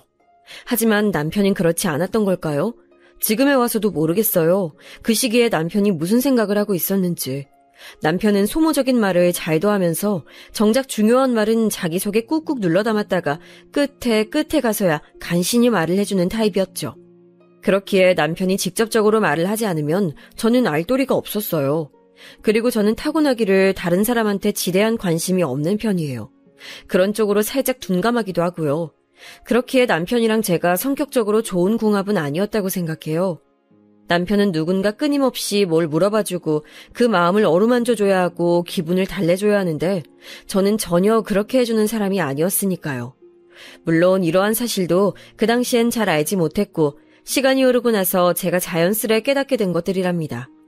상대방이 나하고 있을 때 어떤 사람이었는가 하는 것은 그 당시에 내가 절대 알 수 없으며 시간이 지나 한 발짝 물러나서 바라봐야만 그 깊이가 보이는 법이더라고요. 둘째가 생겼으면 좋겠다는 공통의 목표만을 가졌던 채로 마음을 겉핥기로만 나누었던 저희 부부는 그렇게 2년여를 보냈습니다. 그리고 어느 날 남편이 저한테 그러더라고요. 우리 그냥 둘째 갖지 말자. 그러니까 너도 이제 부담 가질 필요 없어. 있는 자식만 잘 키우면 된 거지. 그때 남편의 표정이 되게 무뚝뚝했던 것 같아요. 감정의 동요가 하나도 없이 그렇게 말을 하는 게 왠지 낯선 사람처럼 느껴지기도 했었기에 그때 남편의 모습이 머릿속에 강하게 남았네요. 제 생각으로는 바로 그때를 기점으로 남편이랑 관계가 많이 소원해진 것 같더군요. 저도 모르게 그때 별로 부담 가진 적 없어 라고 말을 했었는데 그게 혹시 말실수였던 것인지 어떤 것인지는 모르겠어요. 저는 워낙 일이 바쁜 사람이었고 제 생활이라는 게 있었기 때문에 남편하고 진지하게 감정적인 대화를 해볼 여유나 필요성을 딱히 못 느꼈던 것 같아요. 하지만 시간이 지날수록 남편하고 서먹해졌다는 걸 느낄 수 있었기에 섭섭하고도 서운했죠. 또한 이 사람이 예전처럼 나를 대해주질 않는구나 하는 생각이 든 순간부터 저도 많이 기대치를 내려놓게 됐고요. 어쨌든 한 가족이란 울타리 안에서 저희는 그런대로 시간을 보내며 잘 살았습니다. 하지만 제가 저답지 않게 크게 발끈하는 일이 생기고 말았는데요. 그건 바로 저희 아이의 생일 때문이었어요. 선물을 뭐 갖고 싶은지 제가 물어봤더니 사고 싶은 건 자기가 살 테니까 돈으로 주면 좋겠다고 하길래 그렇게 해주기로 했어요. 그리고 저희 아이가 또 원하는 게 있었는데 TV에서 본 고급 레스토랑에서 저희 가족 셋이서 외식하는 거라고 했습니다. 그래? 같이 저녁 먹는 거 너무 근사한 생각인데? 우리 딸이 멋진 선물 말해준 덕분에 엄마 아빠도 그날 호강하겠다. 그럼 우리 딸이 아빠한테 가서 그거 말해볼래? 레스토랑 가서 밥 먹자고 말하면 아빠가 예약 다 해주실 거야. 엄마, 근데 꼭 내가 말해야 돼? 엄마가 아빠한테 말해주면 안 돼? 어차피 내가 말하나 엄마가 말하나 본론은 똑같은 거잖아. 그러니까 엄마가 말해주면 좋겠는데. 에이, 그래도 생일 당사자가 원하는 선물을 직접 말하는 거랑은 다르지. 우리 딸이 애교스럽게 가서 말해봐. 분명히 아빠가 엄청 좋아하시면서 우리 딸이 해달라는 거 해줄 테니까. 아이가 직접 자기 아빠한테 가서 부탁하는 걸 꺼려하길래 저는 사춘기의 여파라고 생각했어요. 그 작년 생일에도 저는 하필 너무 바빴던 데다가 아이도 생리통이 심해서 어영부영 넘어갔었거든요.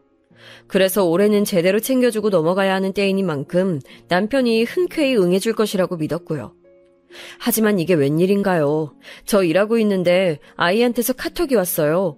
우는 이모티콘 여러 개를 보내놨길래 이상하다 싶어서 전화를 해봤더니 아이가 서러워서 훌쩍거리더라고요. 아빠가 시간 없다고 내 생일에 같이 밥 먹어주는 건 무리니까 꿈도 꾸지 말라고 나한테 그랬어. 직접 얼굴 보고 말하기 민망해서 아까 점심시간에 아빠한테 카톡했더니 그렇게 답장 왔어. 내가 그러면 생일 지나고 나서 그 다음 주말에 레스토랑 가자고 했더니 그것도 안 된대. 그냥 싫대. 아빠가 내 생일 챙겨주기 싫으신 것 같은데. 엄마는 왜 엄마가 말 안 하고 나한테 이거 시켜서 나 힘들게 만들어. 듣는데 정말 속상하더라고요. 저한테 무뚝뚝하고 정없게 구는 건 그렇다 쳐도 아이한테 그러면 안 되는 거잖아요. 공부 잘하고 똑똑한 저희 아이가 우는 소리를 들으니까 가슴이 찢어졌죠. 제가 화가 나서 남편한테 바로 연락했어요. 아이한테 그런 식으로 거절한 거 맞냐고 물었더니 당당하게 맞다고 대답하더군요. 애한테 어쩜 그럴 수가 있어. 그리고 자기가 하는 일이 뭐 그렇게 바쁘고 힘들다고 애 생일도 못 챙겨준다고 그래. 거절하더라도 조금 부드럽게 해줄 순 없었어? 다짜고짜 왜 화를 내? 너답지 않게. 애가 벌써부터 겉멋들어서 연예인들 간다는 고급 레스토랑에 눈독 들이고 거기서 생일 저녁 먹고 싶다고 하는데 그걸 부모로서 따끔하게 교육시켜주는 게 맞지? 애가 10원 한 장을 안 벌어봤는데 돈의 가치를 알기나 하겠어? 자기 무슨 소리 하는 거야? 애가 돈을 왜 벌어야 되는데? 학교 가서 공부만 하면 되는 애야. 돈은 내가 벌고 자기가 벌잖아. 마땅히 애가 여유로운 생활을 누렸으면 해서 우리가 열심히 돈 버는 거 아니었어? 그렇게나 레스토랑이 싫으면 딴 데로 예약해. 가격대 조금 낮은 곳으로 가면 되겠네. 됐어. 이미 기분 다 망쳤는데 가기는 어딜 간다고 예약을 하래. 둘이서 모녀끼리 오붓하게 시간 즐겨. 난 빠질 테니까. 이때 너무 화가 나서 머리 뚜껑이 열리는 기분이었어요. 딸아이는 사춘기가 왔어도 자기 엄마 아빠랑 잘 지내보고 싶어서 노력 중이고 저희 눈치 살피는 게 뻔히 보이는데 저는 그런 딸이 가끔은 너무 예민하고 민감한 성정을 타고났다는 생각도 했었고요.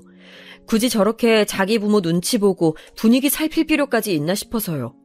그런데 알고 보니까 딸아이가 맞았던 것이죠. 눈치를 살펴야 할 만큼 남편이 가정 안에서 비정상적인 태도를 취하고 있었던 거예요. 저야 매사 비슷비슷하게 살아서 몰랐지만 성장하던 아이의 눈에는 그런 게 다 보였나 봐요.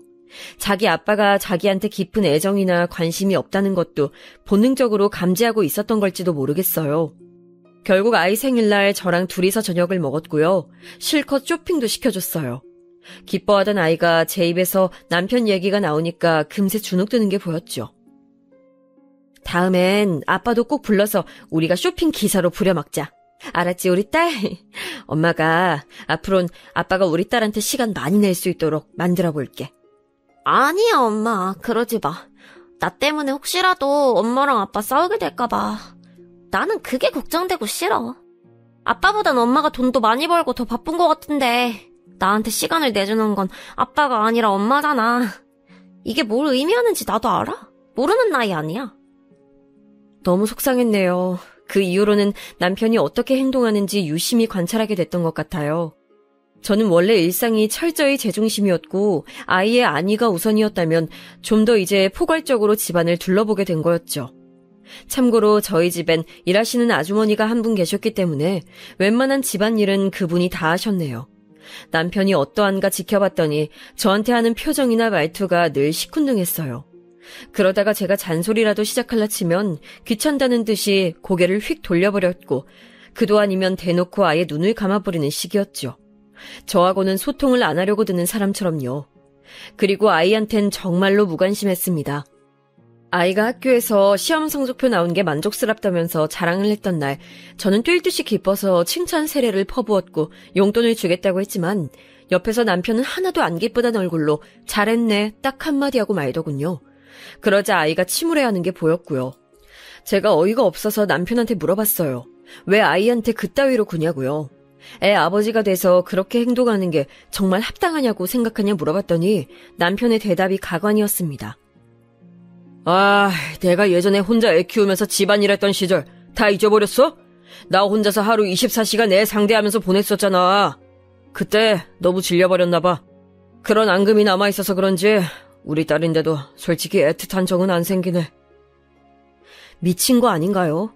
자기 핏줄인데 그거 잠깐 혼자서 독박 육아했었던 게 그렇게나 억울해서 앙금이라는 표현까지 쓴다고요? 도저히 믿어지지가 않았습니다. 제가 너무 기가 막혀서 어쩔 줄 몰라 하니까 남편은 자기가 귀찮아서 자기 속마음을 쉽게 안 털어놓는 사람인데 이왕 털어놨으니 할 말을 해야 한다면서 황당한 발언을 또 추가했어요. 아기 때 키워봤어야 정이 가지, 안 그래? 걸음마 떼고 말문 트이고 뛰어다니고 처음 글자 익히고 그런 걸 실시간으로 다 옆에서 지켜봤어야 애틋한 마음이 생겨나는 거잖아. 근데 우리 애는 그 시기에 양가 어른들 손에 자랐으니 내 딸은 맞긴 한데 가끔은 생각이 참 복잡하다. 듣자 하니까 자기 아주 이상한 생각을 하고선 말을 하는구나.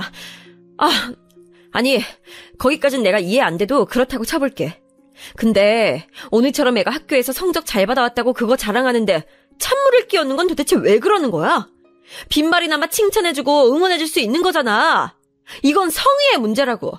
왜 그렇게 무신경하게 굴어? 애한테 상처 주고 싶어서 환장한 사람 같아. 무신경하게 살아온 건 넌데 왜 내가 그런 소리 들어야 하는지 모르겠다. 야, 그리고 애가 지 엄마 머리 닮아서 공부 잘하는 거 뻔한데 내가 거기서 무슨 공이 있다고 괜히 나서겠어? 내 머리 안 닮았으니까 성적도 전교에서 노는 거겠지. 그래, 잘 됐네. 자기 엄마 닮아서 대학도 좋은 데 갈 테고. 멋지다 아주. 뭐? 자기 지금 설마 자기 자식 질투하는 건 아니지? 나는 내 남편이 그 정도로 추한 남자는 아닐 거라고 믿어? 야, 그만하자. 너랑 얘기만 했다 하면 아주 머리가 아파. 피곤하다고. 도대체 남편이 뭐가 속에서 골마있길래 저러는지 이해가 안 갔어요. 확실한 건 저희 가정엔 커다란 균열이 생겨 있다는 것이었죠. 그 이후로 저는 이따금씩 이 결혼을 유지해야 하는 이유가 뭘까 회의감을 느꼈습니다. 그래놓고선 남편은 또 저랑 아이한테 내 마누라, 내 딸이라는 소리는 잘만 했었고요. 가장 어이없는 부분이라고 한다면 저희 친정 부모님 앞에선 세상에서 둘도 없는 착한 사위라는 걸 표방했다는 거예요. 제가 친정엄마한테 요새 남편이랑 좀 안 좋다 이런 식으로 언지를 했었거든요. 그래서 친정엄마가 남편한테 한 소리 하셨었는데 남편은 놀랍도록 무조건 자기 잘못이라면서 수긍을 했습니다. 그래놓고선 말만 번지르르하게 하고 정작 자기 모습에서 바뀌는 건 없었죠. 진지하게 남편한테 우울증 같은 거라도 있나 이런 추측을 하고 있었을 시기였어요. 제가 무심코 남편의 휴대폰을 받다가 비밀을 알게 됐습니다. 차라리 단순한 권태기, 사람이 살다 보니까 변한 것 이런 이유이길 바랐는데 아니었어요. 바람이었어요. 남편은 바람이 난 것이더군요. 다른 여자가 있었기 때문에 마음이 늘 콩밭에 가 있어서 그랬던 것이었어요. 제가 왜 이렇듯 단순하고 1차원적인 이유를 염두에 둬본 적이 없었느냐고요? 그건 아마도 제 자신이 바람 한번 피워볼 생각조차 못해본 위인이라 그랬던 것 같네요. 저부터가 바람에 비읍자에도 관심이 없는 사람이니 당연히 제 배우자도 그럴 거라고 막연하게 생각을 해왔던 거예요. 맹추 같았죠. 상대는 남편보다 8살 연하의 여자였고요. 남편이랑 그 상간녀가 나눈 대화방을 제가 확인해봤는데 정말 역겨웠습니다. 뻔히 처자식이 있는 남자인 걸 상간녀가 처음부터 알고 그 만남을 시작했던 것이더라고요. 그리고 남편한테 보낸 사진을 보니까 전부 다 노출이 심각했습니다. 차마 글로 옮겨졌기에도 끔찍한 수준의 음담패설이 난무했고요. 보는 것만으로도 정신이 아득해지더군요. 너무 억울했어요. 부부의 연을 맺고 나서 다른 데로 눈을 돌려본 적이 없었던 저였기에 진짜 억울해서 미칠 것 같았어요. 저는 맹세코 남편 외의 남자가 결혼하고 나서 한 번도 저한테 있어본 역사가 없었거든요. 저는 이렇게 살았건만 어째서 남편은 상간녀와 추접스러운 행각을 뒤에서 이어갔던 건지 원망 이전에 이해가 안 되더라고요. 저희 부부의 첫 만남, 그 시작을 주도했던 건 제가 아니라 남편이었어요. 20대 초반의 나이에 저는 인생 첫 남자친구를 만들었는데 연애를 잘 이어가다가 의견 차이로 싸운 뒤 헤어지게 됐어요. 첫 이별을 겪고 방황하던 그 틈에 다가왔던 남자가 바로 남편이었죠. 저에게 엄청 적극적으로 밀어붙였었고요. 참고로 남편은 저보다 2살 연상입니다. 그때 남편은 군대를 다녀온 직후였는데 자기 말로는 여자가 고프다고 했었네요. 군대 가기 전에 만난 여자친구가 있었는데 금세 헤어졌다고 말을 했었죠. 나 군 복무 마칠 때까지 기다려줄 줄 알았는데 배신하더라. 다른 남자를 만났더라고. 정말 충격적이었어. 그렇게 지조 없는 여자는 다신 만나고 싶지 않아. 난 아직 여자를 전혀 모르는 몸이고 키스도 안 해봤어. 너한테 내 모든 걸 바치고 싶은데 넌 어때? 난 너처럼 강렬한 느낌이 드는 여자는 태어나서 처음 봐. 남편은 돌려 말하는 법 없이 적극적으로 저한테 들이댔고 첫 이별에 방황하던 때이기도 했던 저는 우왕좌왕하다가 남편이 이끄는 대로 넘어가 버렸어요. 정식으로 사귀게 된 지 3달 정도 지났을 때였는데요. 남편의 자취방에서 술을 마시게 됐었죠. 거기는 당시에 남편이 자기 친구랑 사는 집이었는데 그 친구가 자기 본가에 가는 바람에 남편이 혼자 있었던 주말이었네요. 저는 그 시기에 주말을 가리지 않고 공부하느라 미친 듯이 바빴는데 남편이 화를 내면서 자기랑 연애하는 거 맞냐고, 왜 자기를 외롭게 방치하냐고 저한테 따지길래 미안하기도 하고 조금 답답한 마음에 남편이 부르는 대로 거길 찾아갔던 거예요. 그날 술을 너무 많이 마셔서 필름이 끊겼었고요.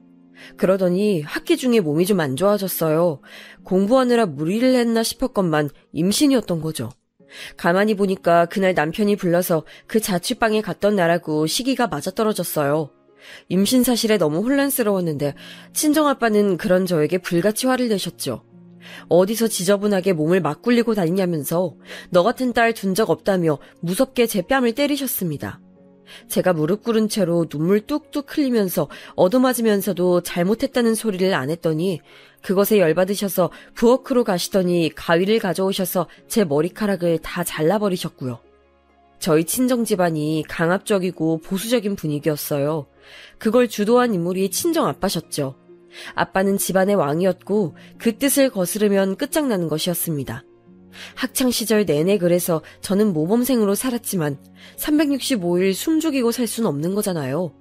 가끔 아주 사소한 일탈을 즐겼는데 걸리는 순간 아빠한테 끝장나는 거였어요.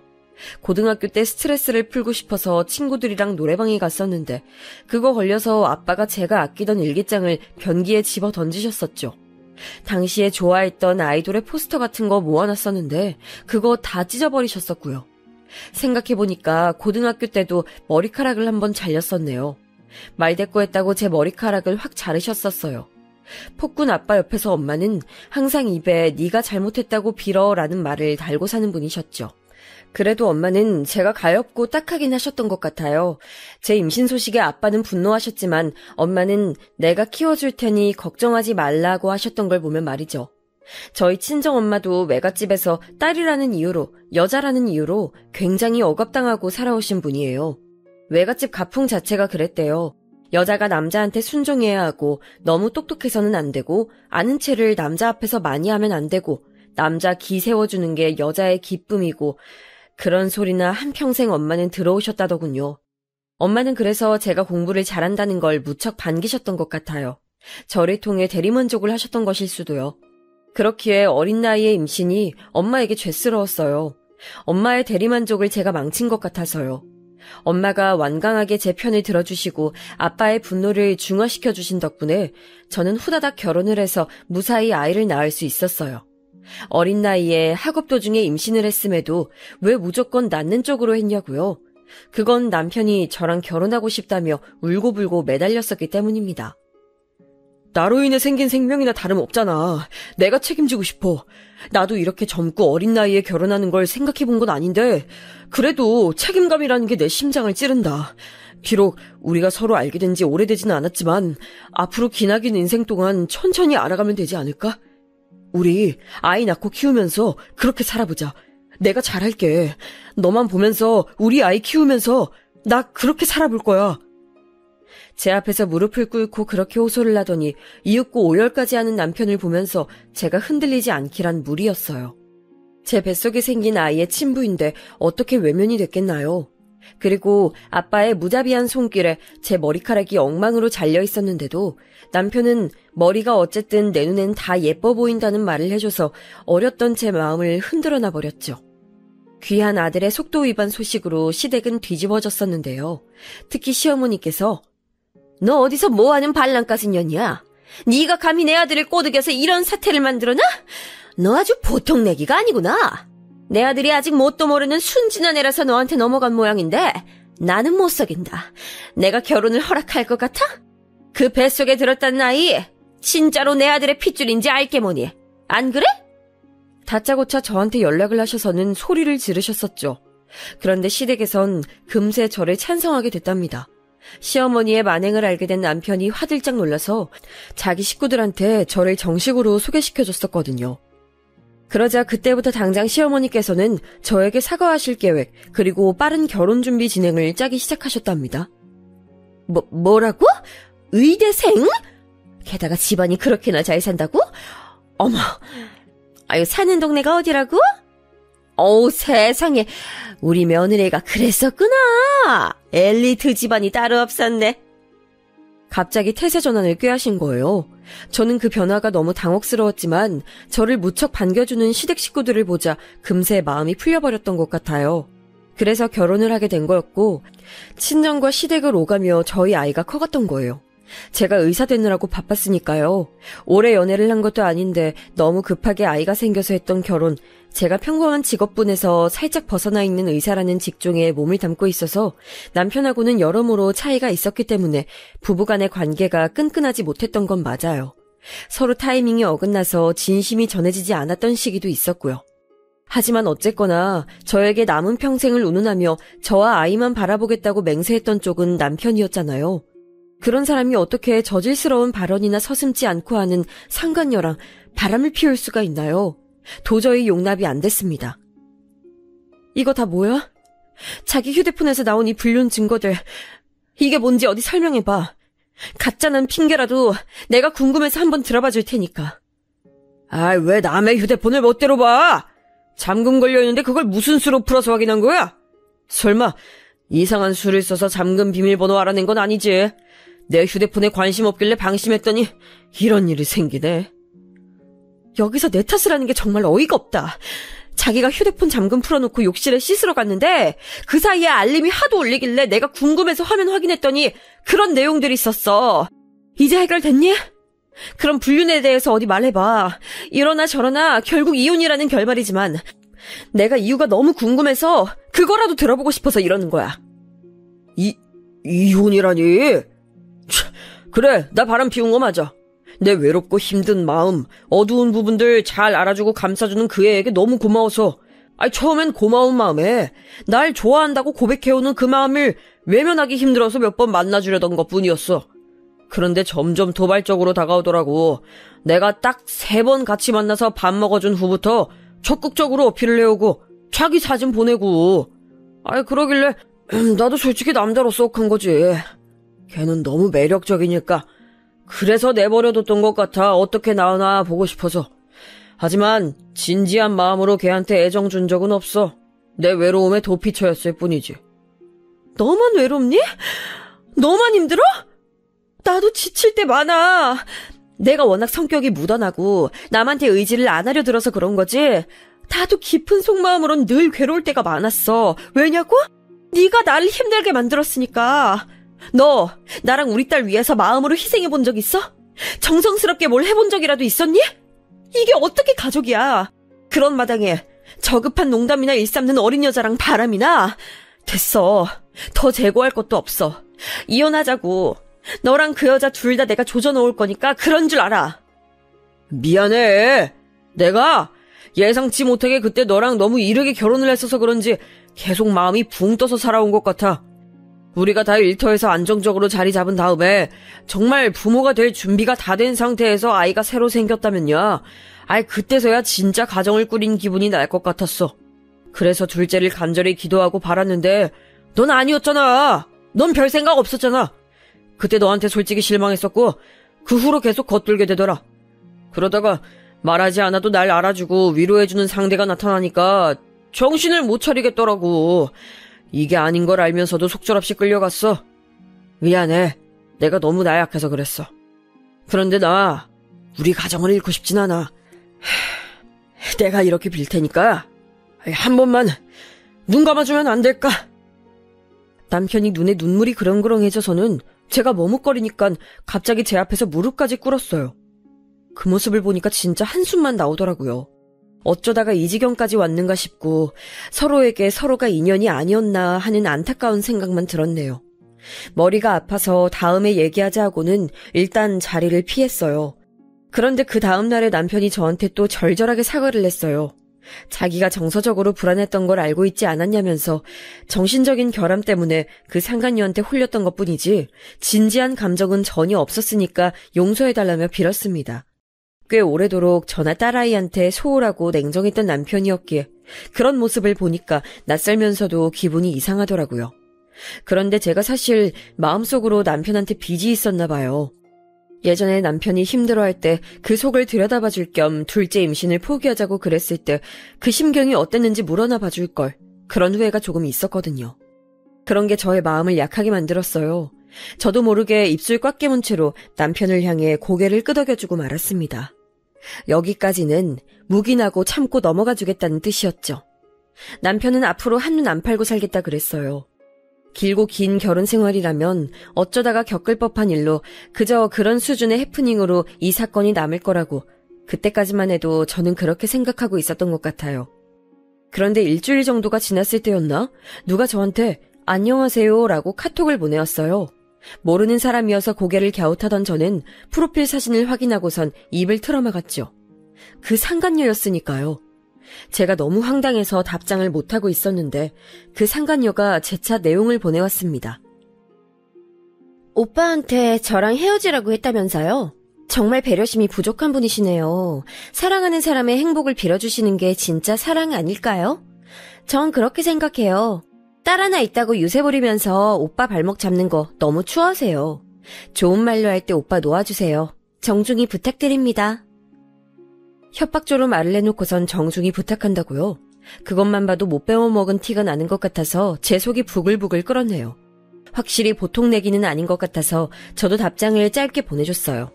어쨌거나 부부 사이엔 문제 없고 화목한 가정이니까 불륜 저지른 철면피가 꺼져주시면 감사하겠다고 말이죠.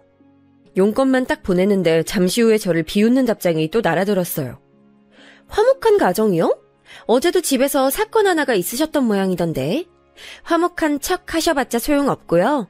오빠 자유롭게 놓아주세요. 사람 대 사람으로 오빠가 너무 안쓰러워서 그래요. 그리고 그쪽은 너무 늙었잖아요. 아이를 더 낳고 싶어도 못 낳는 몸으로 그만 발악하시고 얌전히 오빠 저한테 보내세요. 와, 어디서부터 지적을 해야 할지도 모르겠더라고요. 뭐 이런 여자가 다 있나 싶었어요. 도대체 남편은 어디서 이런 여자를 만났나 하다가 문득 그 상간녀의 카톡에서 어제도 집에서라고 한 대목이 마음에 걸리더라고요. 일단 남편한테 따져봤어요. 상간녀의 카톡을 보여주면서 왜 아직도 둘 사이 깨끗하게 정리 못했냐고 하니까 얼굴이 사색이 되더라고요. 한 번에 잘라내면 그 상간녀가 난리발작을 치면서 들러붙을까봐 어르고 달래면서 헤어지는 중이라는 변명을 해왔어요. 설마 제 번호를 알아내서 연락을 할 줄은 몰랐다면서 고개를 푹 숙이더라고요. 그런데 어제 있었던 저희 집안 얘기를 상간녀한테 한 적은 없다고 했어요. 맹세코 말이죠. 저는 전부터 마음에 걸리는 게 있었기에 저희 집안일 해주러 오시는 도우미 아주머니께 따로 여쭤봤어요.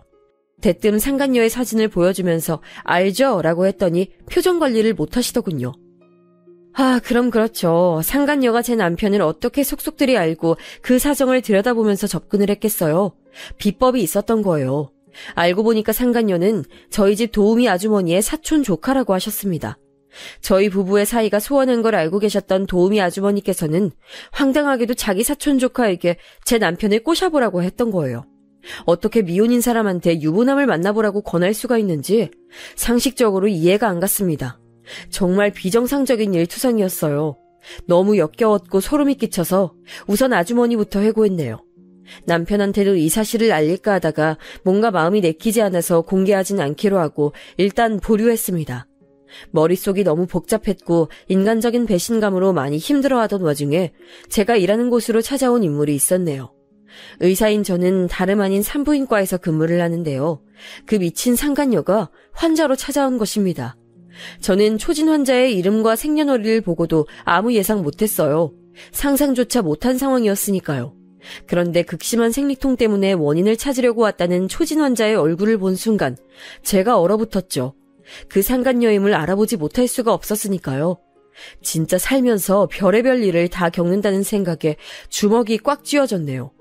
영업용 미소를 애써 지으며 상간녀에게 물었습니다. 환자분, 생리통이 심해서 오셨다는데 맞나요? 주 증상을 우선 말씀해 주시겠어요? 사실 생리통이 심하긴 한데 참을 수 있을 정도라서요. 그리고 한동안은 생리를 안 할 것 같아요. 산부인과 온 김에 저 임신했는지 한번 보고 싶은데 봐주실 수 있나요? 네? 지금 임신이라고요? 맞아요. 제가 아무래도 오빠 아이를 임신한 것 같아요. 제가 건강해서 그런가? 아니면 누구누구보다 어려서 그런가? 임신이 잘 되나 봐요. 아직 테스트기는 안 해봤는데 제 느낌이 임신이네요. 2달째 생리를 건너뛰었거든요. 선생님이 한번 어떤지 봐주세요. 제 뱃속의 아이가 잘 크고 있을까요? 제잘제잘 떠드는 상간녀 앞에서 순간 표정 관리가 안 되더라고요. 그러다가 2판 4판이다 싶어서 봐주겠다고 했습니다. 초음파 한번 보자고 했지요. 서로가 서로를 알고 있음에도 말로는 티를 내지 않고 기싸움하며 의사와 환자로 만난 상황이 어처구니가 없어서 코미디처럼 느껴지기도 했던 것 같아요. 그만큼 현실감이 없었죠. 초음파를 보던 저는 어떤 사실 한 가지를 금세 알아차렸어요. 그때 제 표정을 살피던 상간녀가 태연하게 이런 말을 하더군요. 사랑하는 남자의 아기를 낳아주지 못하는 것만큼 여자로서 비참하고 눈물 나는 일이 또 있을까요? 선생님께서는 설마 아이를 가지고 싶으신데 못 가지신 경험 같은 거 없으시겠죠? 산부인과 선생님이신데 설마 그런 일은 없으셨을 거라고 믿어요. 보아하니 제 과거를 다 알고 있기에 그런 소리를 나불대는 게 분명했어요. 둘째 임신을 기다렸었지만 끝내 임신이 안 됐었으니까요. 굳이 저를 찾아와서 자기랑 제 남편이 깊은 관계라는 것도 직접 보여주고 싶었던 상간녀에게 제가 심각한 표정을 지어 보이며 말해줬습니다. 환자분, 이거 어떡하죠? 너무 놀라지 말고 들으세요. 네? 왜요? 무슨 안 좋은 일이라도 있는 건 아니죠? 아기 심장이 뛰지 않네요. 아마 3일에서 4일 전에 심장이 멈춘 것 같은데요. 유산입니다. 제 말이 끝나기가 무섭게 상간녀가 벌떡 일어나더니 비명을 질렀어요. 그럴 리가 없다면서 저한테 삿대질을 하더니 눈물 고인 눈으로 저를 노려보더라고요. 당장이라도 쌍욕을 뱉고 싶어하는 눈치였는데 목 끝까지 차오른 울음을 참느라 그럴 수 없는 모양으로 보였죠. 제가 이런저런 설명을 해줬는데도 전혀 듣지 않고 오열을 하더라고요. 자꾸만 거짓말이야 라는 말만 반복하면서 머리를 흔들어댔어요. 그러더니 일순간 정신이 확 들었는지 눈물 콧물 훔치며 제 앞에서 도망가 버렸습니다. 뭐 이런 일이 다 있나 싶었네요. 기가 막혀서 쓴웃음이 지어지는데 반면에 가슴이 차갑게 가라앉는 제 자신이 느껴졌어요. 저는 남편에게 이혼하자며 재선언을 했습니다. 남편은 또 제 앞에서 무릎을 꿇었죠. 정말 미안하다. 맹세코 딱 한 번 그의 앞에서 정신을 잃었었는데 설마 임신으로 이어질 줄은. 하늘이 노해서 뱃속 아이가 떠나갔나 봐. 장애물도 사라졌으니 우리 가족끼리 그냥 다시 잘 살면 되지 않을까? 그 입 제발 닥쳐. 널 만나서 내 인생이 꼬였다는 사실을 난 이제 오롯이 인정하기로 했어. 너만 없었으면 난 더 잘난 인생 살았겠지. 이제라도 너 없이 살래. 우리 딸하고 둘이서 걱정 없이 편하게. 알았어. 정 그렇다면 내가 깨끗이 사라져 줄게. 재산 반반 깔끔하게 나누고 끝내자. 무슨 개소리야?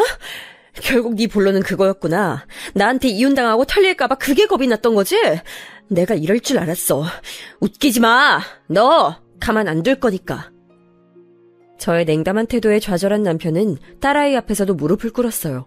뒤늦게나마 아빠놀이하고 싶다면서 말이죠.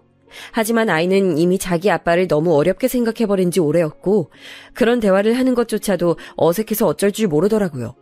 그러니 협상이 될 리가 없었죠. 이혼소송 진행했고요. 시어머니께서는 거의 졸도하셨어요. 의사 며느리 뒀다고 동네방네 소문내고 어깨에 힘주며 살아왔는데 이혼이라니 그게 무슨 소리냐면서 오열을 하셨습니다. 저한테 참고 살라면서 헛소리 하시길래 남편의 불륜 증거를 보여드렸어요. 그 상간녀의 역겨운 음담패설을 보신 시어머니께서 눈이 돌아가셨고 그 아들 사랑 지극하신 분이 남편의 등짝을 후리고 머리통을 때리셨지요.